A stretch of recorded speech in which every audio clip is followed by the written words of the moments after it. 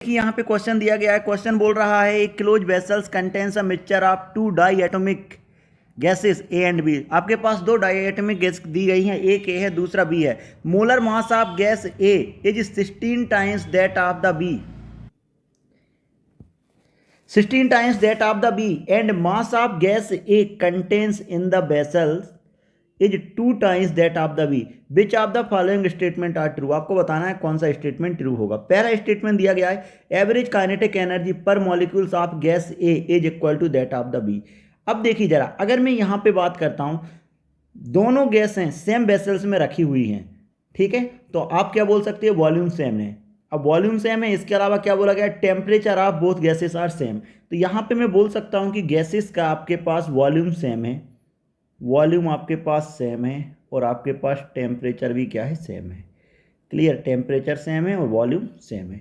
अगर मैं बात करता हूँ average kinetic energy per molecule of a diatomic gas is 5/2 kT। ठीक है, 5/2 kT। जहाँ पे 5/2 kT कहाँ से आया, क्योंकि हम जानते हैं जहाँ पे डाई एटॉमिक गैस है तो यहाँ पे डिग्रीज ऑफ फ्रीडम कितना होगा, 5 होगा। तो कितना हो गया, 5/2 kT।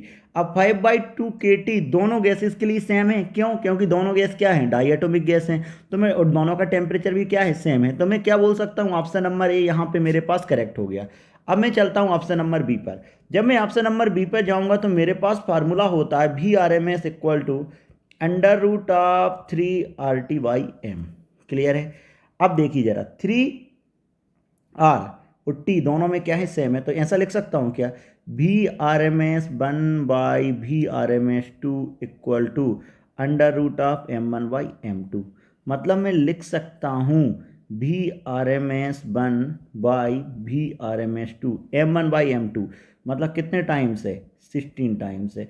तो VRMS1/VRMS2 मेरे पास आ गया 4। क्लियर है, VRMS1/VRS2 VRMS1/VRS2 इक्वल टू 4 कह रहा। तो क्या हो जाएगा, root mean square value of translational velocity of B is 4 times that of the A. इसका मतलब क्या हुआ, ऑप्शन नंबर बी भी मेरे पास करेक्ट हो गया। अब मैं चलता हूँ ऑप्शन नंबर सी पर। ऑप्शन नंबर सी पे बात करता हूँ, ठीक है। तो यहाँ से मैं बोल सकता हूँ कि आपके पास जो मैंने मान लिया कि लेट मोलर मास मैंने मान लिया ए गैस का एम है, तो बी का कितना हो जाएगा, बी का हो जाएगा 16 टाइम ऑफ एफ। ठीक है, एंड मास मैंने मान लिया, molar mass M and mass मान लिया एम, तो दूसरे वाले का कितना हो जाएगा, ये आपको क्वेश्चन में दिया गया 2m। क्लियर है। अब मैं बात करता हूँ नंबर ऑफ मोल्स। हम जानते हैं number of moles n equal to given mass by molar mass. तो पहली वाली गैस के लिए Na इक्वल टू 2m/16m और NB equal to small m by capital M। अगर मैं दोनों का रेशो निकालता हूँ Na/NB इक्वल टू 1/8। क्लियर है।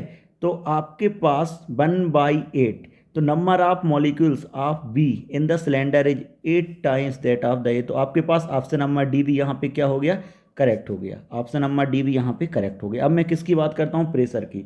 हम जानते हैं pressure P equal to NRT/V। अब देखिए टी और भी दोनों में क्या है, सेम है। तो यहाँ से मैं लिख सकता हूँ P2/P1 इक्वल टू N2/N1। ठीक है, जहाँ P2 रिप्रेजेंट कर रहा है सेकेंड गैस के प्रेशर को, P1 रिप्रेजेंट कर रहा है फर्स्ट गैस के प्रेशर को। तो यहाँ पे से P2/P1 equal to N2/N1 equal to कितना आ गया, 8।